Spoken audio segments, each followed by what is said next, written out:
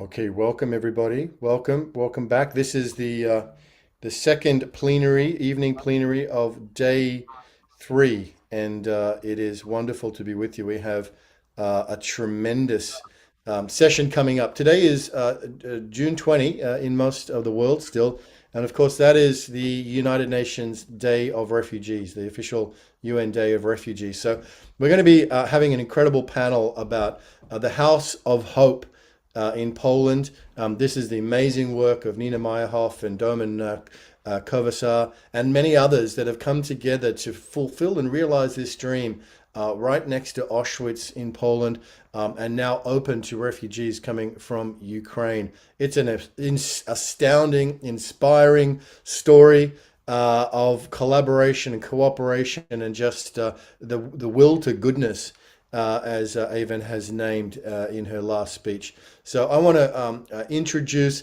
Anna Marie Verhoeven from the Hague Center for Global Governance, who's going to be facilitating this session on the House of Hope, staying up late all the way from Holland. Welcome, Anna Marie. Thank you, Ben. Thank you. And I would immediately like to bring in Nina as the co-founder of the One Humanity Institute, and Domen, just to show his face already. He will be speaking later on, but it's actually thanks to those two people that have kept going strongly to really bring this into manifestation. And before we start, we would like to kind of create a space of, let's call it sacredness and gratitude and gratefulness, and also of letting our hearts open up so that love can flow. And Janice, please, would you guide us through that?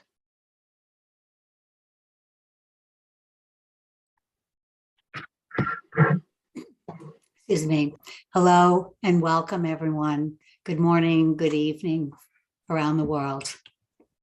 The House of Hope was imagined into being. I'm going to start with a little snippet of Emily Dickinson. Hope is the thing with feathers that perches in the soul and sings the tune without words and never stops at all. So let's take a moment. Let's be present in and to the present, which is an unbounded moment of innocence and purity, pregnant with all possibilities. Let's sit for a minute with those possibilities and ask all of our ancestors, past, present, future, from both the inner and outer planes, to awaken the compassion in the world and open our hearts and help us to recognize and remember ourselves into one humanity. I ask for a moment of silence to let this field of possibilities grow and ripple throughout the world. It will begin at the sound of this bell.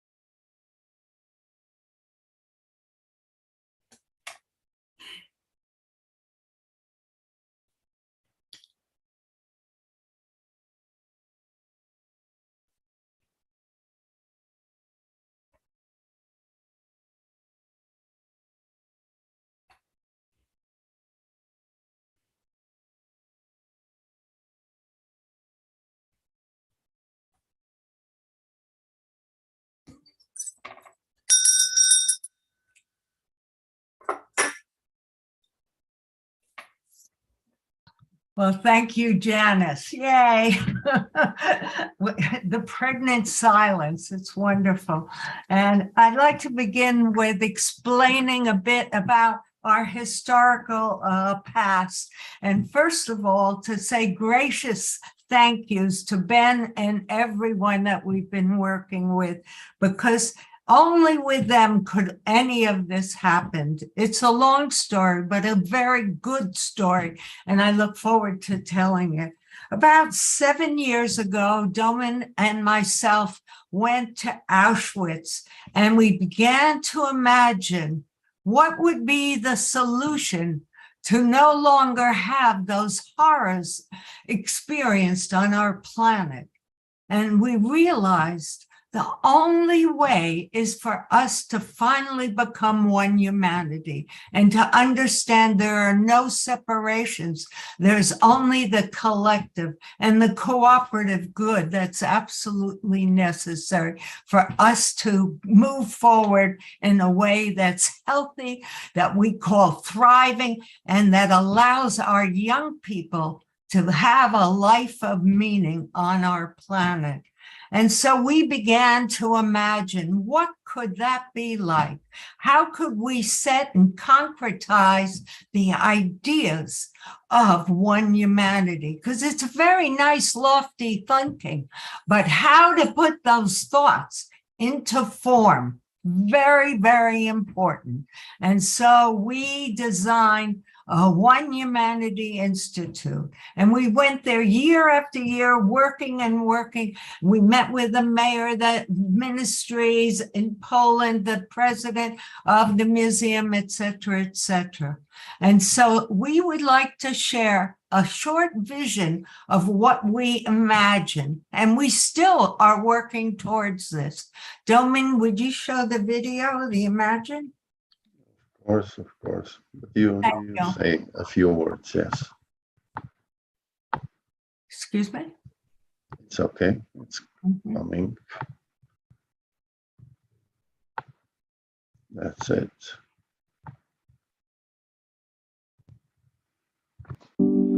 Imagine that there is an end to terror, suffering, trauma. Imagine there is a place unlike any other that is dedicating its total existence to this cause as the answer to one of the world's darkest moments in history. Placed close to Auschwitz, the city of hope, or one humanity, focusing on collaboration, equality, responsibility, creativity, and innovation, to spread love and all our mutual caring. A city,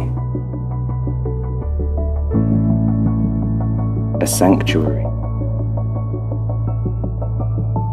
a response, to act towards a world of peace using sustainable, mutual, experiential paths for seeing the change. Imagine, this place already exists.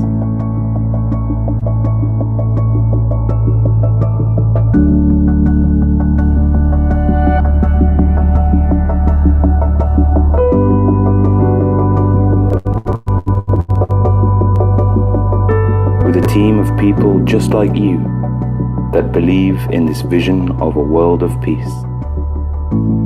Let's pursue this world together.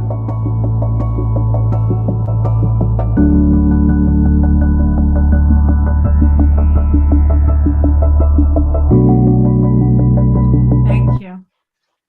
So the magic began. Oops.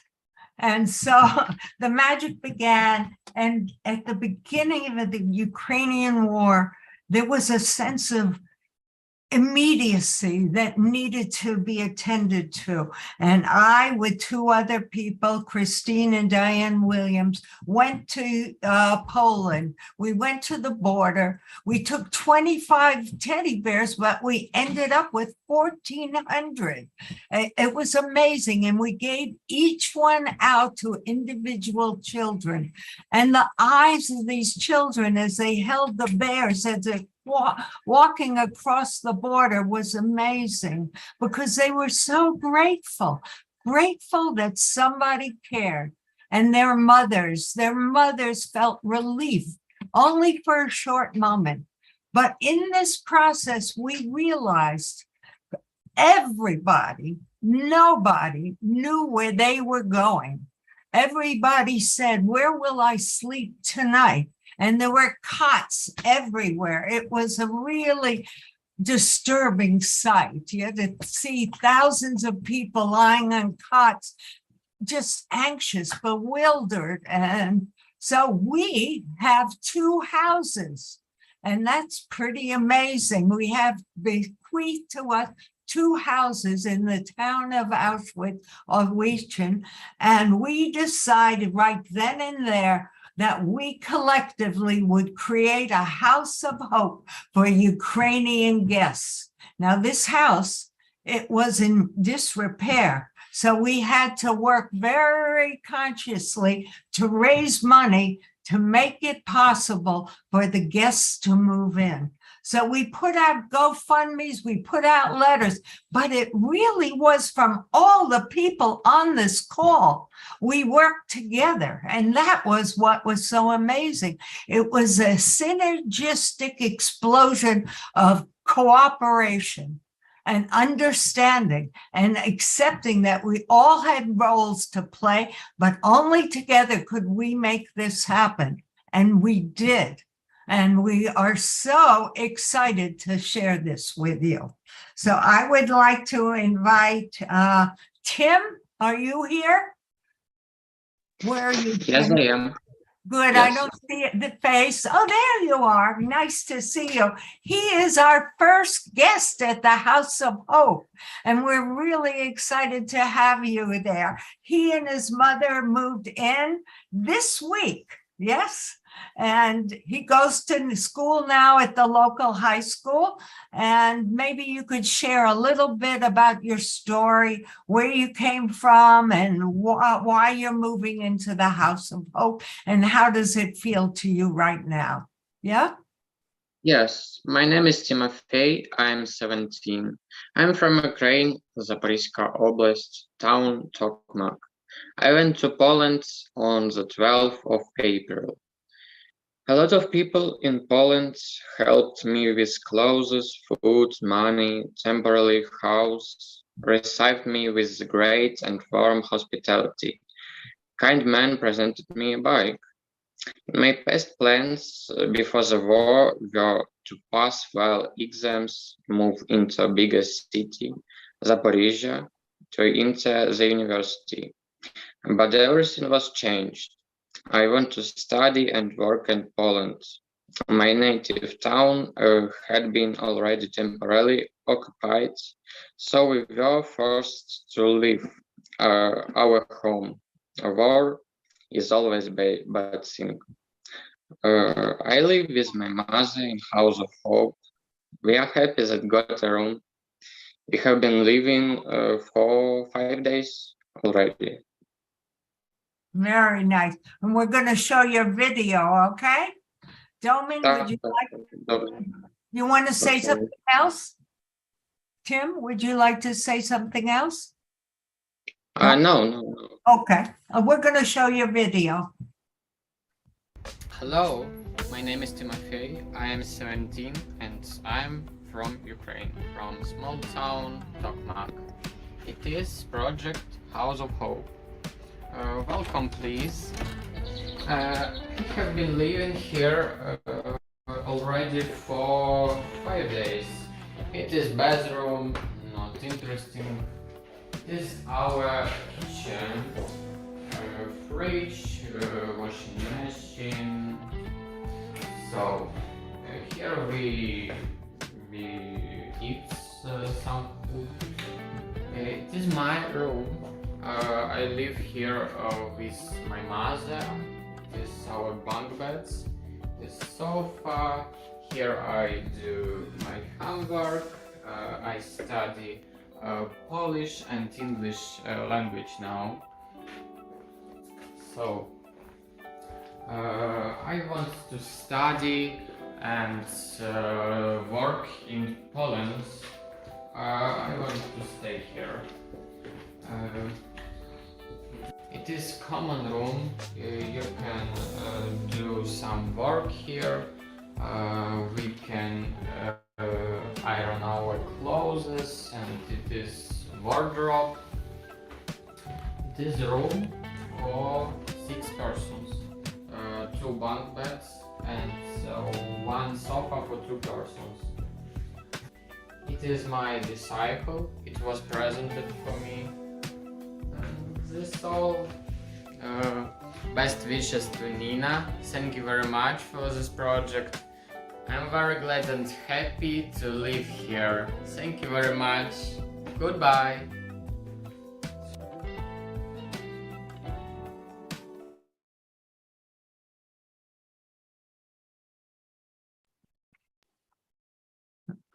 You're on mute, Nina. Yes. Thank you.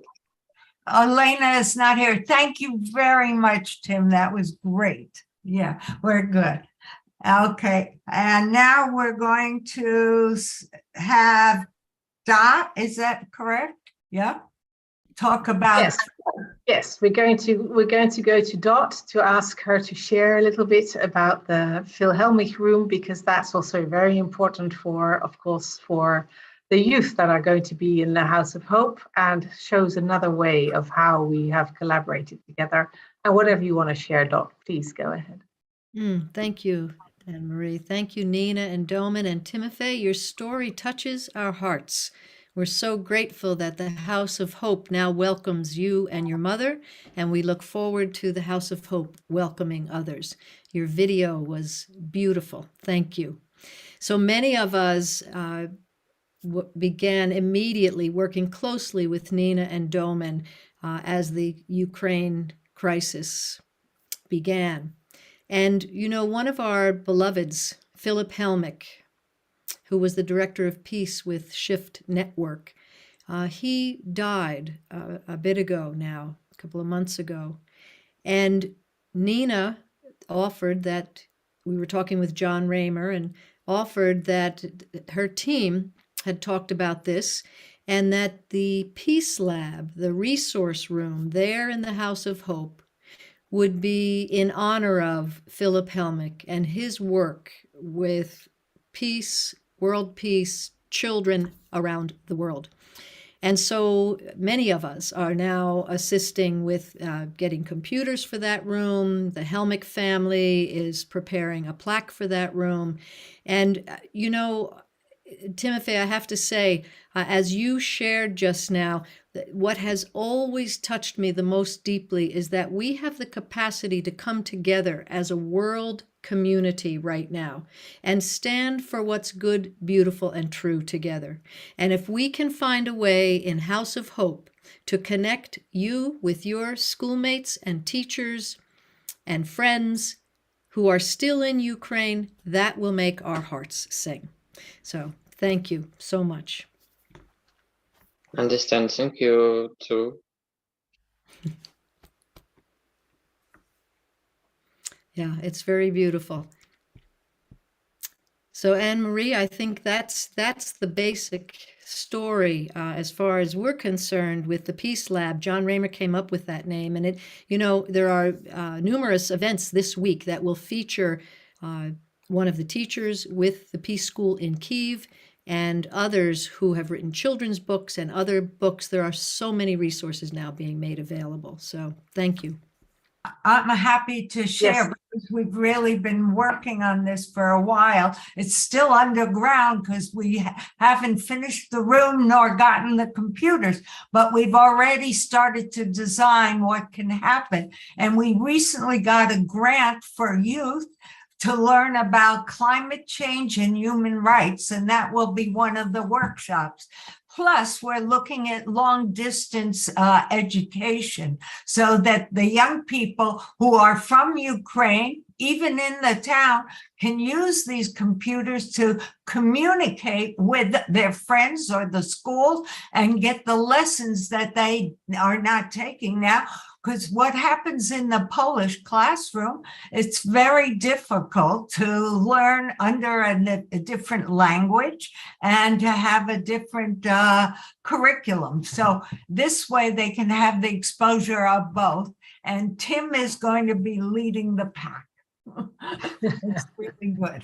Yeah, we're excited for that. So, the whole house is coming alive now. We interviewed today different families. We're already bringing them in. We're deciding how and where and what will happen. We've really moved into the next phase of what we're doing. Yes. And I think, Nina, Yeah. let's ask Kashi to join us, because there still needs to be done a lot of work. There has already been done an enormous amount of work. And really, I would really love to say thank you, Kashi, for you and all the other people that you have been able to mobilize in the town and the volunteers that have come. But please, maybe you can share what you would like to say, Kashi, and then with Doman together show a little bit how we're going to be seeing the next period of time, the House of Hope and the bakery site further develop. Yes, in a place of project called bakery, because we called this place like this, Yes. planned on base of ordinary life of people at the time of a war. We experienced stories, families which were trying to survive, making and sharing a bread. All concepts including to show stories. We were and still are discovering how time of war was giving opportunity of showing and experience pure human side, supporting others to survive without borders between nations, hearing their voices which almost no one wanted or was not interested to hear. Nobody knew that we became in our times a part of almost the same situation, helping people experienced by the war. The war in Ukraine, so near to us, our bakery to open doors for refugees. Decision was very any doubts. We are in the process of renovating space to give them the best opportunities to live there, like at home. Yeah. Yes, thank you. So really, as you're expressing, to see how something happened and immediately you were able to adapt and change and follow also and be inspired by what was happening, and to see how you could offer the place. But that did require you to really get your act together, because the house wasn't ready for people to live in. Huh? So please, can you share a little bit how that went? Because really, it was quite a journey. Yeah. It was like very, very consciously and unconsciously action. So every people just start to think how to realize it and bring to the life the space for refugees and help them to be at home. We have a lot in Poland, that kind of experience at that time and also still now. So being near the war and feeling people escaping from their country. So we made some team which really follow our thoughts and needs, and we made complete everything to do forward. Yes. Yes, and Justina was playing. I'm sorry. Yes. Yeah, and Justina was playing an important role in that as well, huh? As one of the people from the town. And Justina, you're there, so maybe you want to just say hello. Sorry, Becky, we hadn't said that Justina would also be there. So Kashi, you really, with reaching out to other people in the town to serve. Justina, do you want to say something? Me? Yes, yeah, please. All right. So yeah, I started with that team in April. Can you speak a little bit louder? Yes, I can. Yes, I can. Just give me a second, probably. Yeah. So I started in April with the team when indeed the apartments was just in scratch, and there was a lot of renovation going on. Justina, I think maybe you're sitting on a mic or something like that. No, I'm not. No? Can you hear me? Can you hear me well? Very softly, but anyway, you're saying that in April you started and the apartment was actually not yet really a proper apartment, was it? And then you really worked together. And we made it to have the first flat ready right now, and that was indeed great work of so many people who volunteered, and these were people from here and from the United States, and there were Ukrainians themselves locally supporting, like assembling furnitures and everything. So it's been great to watch that it's happening, and it happened, and we can indeed welcome people already Yeah. with everybody. Yeah. So yeah. So I would like to add, because there were so many volunteers, I want to share that there were volunteers from the United States that paid their own way, paid for their hotel, and worked for 2 to 6 weeks for nothing on the house, stripping wallpaper off, painting toilet areas, doing the dirty work, picking up garbage. Yeah, I mean, and these two people here with Doman's input really put the house together, and it is beautiful. So congratulations, Doman. Two of the volunteers flew over from United States, and they celebrated their birthdays there, and never saying it's happening. So I said, how, what, so selflessly coming there. So I will just round without the sound, the video behind, and Anna-Marie, you can just lead forward just how was the state, because now you Yes. saw only one apartment, but you'll see a bit of glances. It's a big thing, and then also for the future forward. So just go Okay. on, Yes, Anna-Marie. go ahead. No, go ahead. Do that. Do that. Yeah, it will be without the sound, so Yes, you so can speak. yeah. I want to mention Brother's brother and the technology company from Pennsylvania, because they gave so much time and effort and a lot of money. Okay. Okay. I can, now it's silent, yes? Yes. Okay. So So do you want to Nina, share, just go Doman? for it. No, Doman, you do it. Let's hear Okay, your so- voice too. Let's hear your voice too, because you're there so often. I mean, Kashi, you're kind of like the anchor that is there all the time, of course, and having the overview, and with Justina. And then Doman, you come so regularly all the way from Slovenia or wherever you are in the world to really make this ongoingly facing this. Yeah. So you're seeing, so that's the apartment which team showed. That was maybe less than 2 weeks ago, but there are now at the moment 2 that size of apartments, and 2 free, a bit smaller ones, the potential for 2 more. But as the vision is for the future for the House of Hope is that it's also there a working space, what we call the Peace Lab, a bigger space that people will be able to work together there and do programs. And what happened during all this preparation is that we connected very well for the local schools in these years, and they were local youth coming and helping and cleaning and doing. Now this is already renovated, the new doors there. Now it is as it is, but soon it's gonna be Kashi, you could say, but I think this is a bit more forward now. In few weeks everything will be finished, but this will be a working space. But what is interesting here is also that we have, I'll show it here to the window. Don't be afraid, now it's a bit different, but it's gonna be the inner courtyard, because the House of Hope is in the center of Oswiecim. And 6 years ago, when we started visiting Auschwitz with Nina, we saw the city which is hostage of the past. We saw, of course, the nation which is the hostage of the past, all included of the tragedy of World War II. We're all hostages of the past. And that was a dream, how to do something that would not point fingers, but how to make safe spaces that will start to dissolve that past without being ignorant of it, but without being detached to it.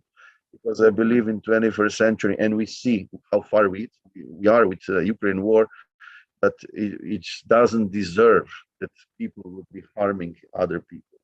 It's Doman, before you go on, incomprehensible. Yes, please. Can you stop the video now and can you put on the future plans or the plans that Yes, of Kashi course. is working on with the team? Because we also need to be aware of our time. Yes, please. I mean, we could That's why share you're about this there. for a long time, but yeah, so please continue to talk, but then show the plans that Kashi has made. Yes. And Because Ukraine war caught us, all of us, yes, and especially people there. But the vision of a bit before was of the One Humanity Bakery, which you see here, and that was the response, really the immediate, the instant response of Nina, that this house here, which is planned in the future to be the bed and breakfast over the whole complex with the social innovation incubator and so on, that we transform this one in the house for the refugees from Ukraine. And of course, with developing, responding, and seeing the responses from the world, it became clear that that's a bit of a guiding process. I was very sad when I suddenly realized that for 5 years I was saying we're doing project because it should never happen again, and then one moment it started happening just 300 kilometers away, and it was really a reality check, because we have, whatever we're doing, we're not playing with the world. It's really happening now, and we have to do. And Ben, you're doing it with the whole team and the whole big network now, because now it's needed. It's not a fancy dream, but the future of humanity is very dependent of all our thousands and millions of mini or maxi actions, and it's no more playing around. Yes, and we responded to very fast. This is a nice vision, but now it's a bit different. Now people are starting to live in this house, which are really running away from a war, and really hoping and envisioning and magnetizing that those who would be coming would really be one, feeling safe there, and then slowly maybe finding some action, vision, how that we could support them to even give more back in the future. And let's see how it will unravel. But we really see on the other side also what we're preparing is the very direct, imminent platform response, because that was happening. On one side we thought we need 5 refrigerators, on other side 5 people say we want to support it. And as Nina said, the Brothers Foundation from the United States and the Pittsburgh Technology Chamber, I don't know how, but probably some karmas connected us, and really seeing this response of hearts, an immediate response to the needs of it. It's amazing. And I think we should be more focused on this, how the one less fortunate can get from those, will be shared by those who has more, because it's happening all the time. That's, yeah, the sharing. Okay, Anne-Marie. thank you. And so what we see here is, on the one hand, the vision and the plan that has been made, and then putting it into practice, responding to the life conditions that there are now, but still seeing also that with that, we want to further evolve it into a social incubator where we can really offer and invite people to come in and to work with us on hope, manifesting that, seeing what could we be doing together in order to enliven that, to enlargen that, and to really feel that that can be part of our society, to start with in the town, in Auschwitz itself. So that's why it's so important that we really have also not only Kashi there, of course, but also Justina and other team members that are coming in, and the people that are going to live there. I'm just wondering whether there's something, because I'm thinking there are a few questions that have come in the chat that I saw coming past. And I'm wondering whether we should be looking at that now instead of only speaking about the next steps.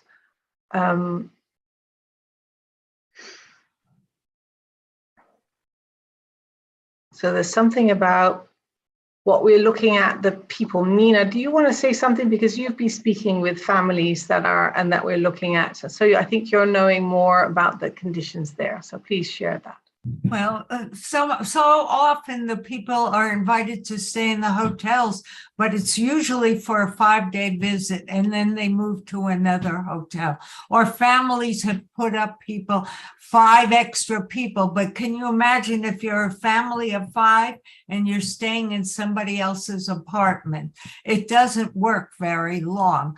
People are moving around as if they're looking for a space that they can put their legs in and feel comfortable. And today we spoke with some people, a young woman, and she has 3 children. One wants to go to college. The other one wants to finish high school. They have to go back to Ukraine for the young girl to take a test in school so that to make sure that it's connected still. So we want to help with all these processes. So as the people move in, we will help them finding out about jobs. The Polish government has made a list of what they will support and won't support, and Justina is working with us to help them.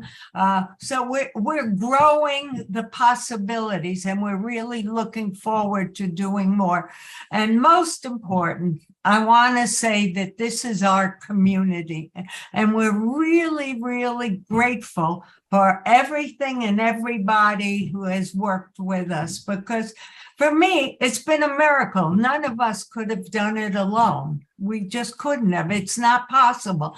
And I remember having short conversations, like 5 words with Dot, let's say, and getting the message across. We need this, or we're doing that. And her responding and taking it forward. And that's the way we want to be when we work collaboratively. There was no mistrust. And there was this sense that we were all in this together. There was no who's doing what and what about me and where's it taking. So it's been a great experiment and it's worked. And that's what's even more amazing. We've probably raised about $250,000. Now, I'm telling you, that's not easy in a non-governmental organization to do it over a short period of time. From over 200 people on GoFundMe participated. I mean, it's remarkable. And it's really being a family. So thank you, and thank everybody. So, I hear yes. Thank you, Nina.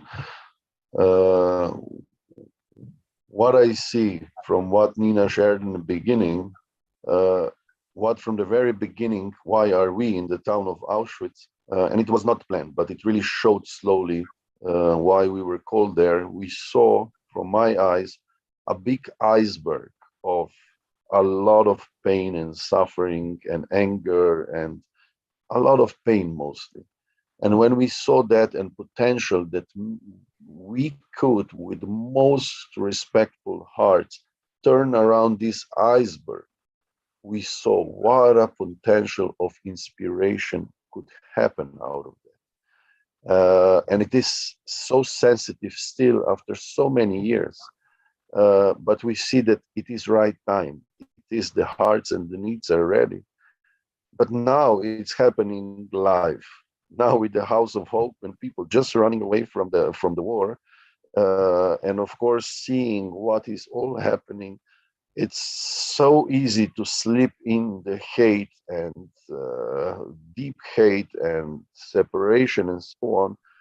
And our dream is how to make House of Hope not just for those who would be surviving there, but really how to become a House of Hope, also with bringing those qualities that we can see beyond, that we can go forward when it's time to go forward, and that we are open for everyone in need, and that we even inspire those who are coming from a very right corner that they could hate and blame and so on, but that maybe in the future could turn that around and use it for really the biggest impact in the future. And it is so, because the project is already expanding and working in some orphans and education in Ukraine and so on. And Ukraine is really being resetted, and it's going to be a big question and big opportunity for humanity. What an example will be there where it is possible, without politically thinking, and so just on a humanity side of it. So thank you. Thank you, Doman. Yes, indeed. We're also in the next phase, and we're also coming into the end of our time now. But I just wanted to share also that, if you speak about, we see the big picture, then we see the smaller picture, then as you said, Nina, the beauty of the collaboration and the complexity also. And now in this next phase where people are coming to live there and be there, that's the next phase of really seeing how do we understand each other, how do we work together, how do we keep that communication flowing with all the differences and looking at that. So it's the next step in the collaboration and in the place that we're doing that in the town, in Auschwitz, and with the people in the town themselves, with the people that are coming from outside, the international community. So the complexity in that sense is really as life is, and to be aware and to work on that together. And I think it's beautiful that we're having this arc towards September Peace Week, because I'm imagining that in September, we will be sharing again once more here, and then share our learnings. How did it go? What were the difficulties? What really worked well, Nina? And then we need to come to a close. I just was going to share that for the International Day of Peace, we imagine having a panel of youth, and the youth from Ukraine and the youth from Poland sharing their experience together. I think it's very important. And I want to say about Auschwitz, because I go there occasionally and I have history with that, so that you all know. I was always told as a child that my grandmother was gassed there the day I was born. And I never went there when I was young. But as an adult, I went there and I experienced internally what those experiences must have been like. And I must say, it was hard. I've been in war zones, etc., but really seeing how the extermination, the systematic extermination of a race of people, we never want to do that again. No, we don't. And we do it. For sure, we do it all the time in different ways. So I want to say also that there are 2.5 million people that come to Auschwitz every year. So imagine if we just had 10% visiting the programs that we want to offer and offering them the possibility of dreaming a way that they can participate in making a better world. Because we all want to live in a world that works for our children, our children's children and their children. We must do this now. And there is no time left. It's now. That's it. Thank you. Oh, and I must share, because we have these bracelets. I'm wearing one. I don't know if you see. Anne-Marie is wearing it. They're beautiful with the sunflower on it. Yeah, and a little red bead. So here we are working. Nepalese women who have been sex trafficked, living in community. These are glass beads. They've made them for the Ukrainian women who are suffering now. And there's a lot of sex trafficking going on, believe me, underneath the covers. And we're trying to address that also.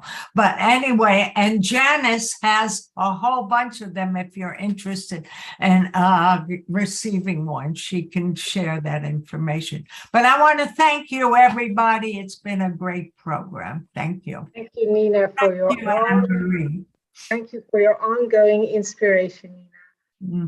For your sharing and for your wisdom, and also Doman also supporting, and the whole team here. And I'll hand back to Ben because he wants to do a little closing and making sure that we can continue with the World Unity Week as we are, and we will be showing up in other moments as well. Thank you all for being here. Thank you, Nina. Thank you, Doman, for staying up so late. Thank you, Anna Marie, for facilitating this. And there's more where you can learn more about the House of Hope and what's happening. There are other programs. Nina, tell us, and Doman, where else can people tune in? I know that this is Yeah, helps a lot of people. we're going to be on May Peace Prevail on Earth on Thursday, the 23rd at 1 o'clock Eastern time. And we'll be doing something different, but we'll be sharing more. Thank you. And of course, the internet site is onehumanity.institute, Yeah. or the info@onehumanity.institute for those who are on social medias. You know, it's such an important issue. And you know, it's been great to hear from Timothy and the other young people that you've got that are actually benefiting from this on this day of UN Day of Refugees. We couldn't have hoped for a more profoundly beautiful sharing. Thank you. And I know that so many people in the community are rising to support. You know, you mentioned Dodd and Janice and John, and this is an issue that around which we can rally, and your leadership. And you know what's so inspiring, Nina, is you have been on, no, you too, Dermot, but Nina, you have been on this for years and years and years, and now it is bearing fruit in such beautiful and glorious ways. So deep, deep bows. Let's keep going. We're on the 99 days of peace through unity. Let's have a vision. Let's push. Let's push hard for the House of Hope over these next 3 months, and let's celebrate again how far we've For all come. of us. Get to peace Yay! For Thank the you. work. Thank For you. all the work. Thank you, Anna Marie. Thank you very much. We're going to play a little video from Purpose Earth to close today with gratitude. And Emmanuel is had a little bit of a health issue, so let's send our prayers and all of our blessings out to him as well. He's recovering. He's okay. He's recovering. But if we can, Kaylin, have a message from Purpose Earth to close the evening plenaries of day 3 of World Unity Week. This day of water. What an incredible day it's been.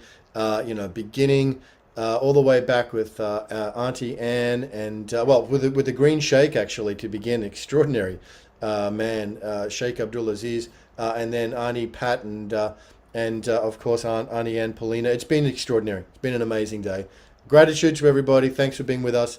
Let's have a look at our friends from Purpose Earth. Thank you very much.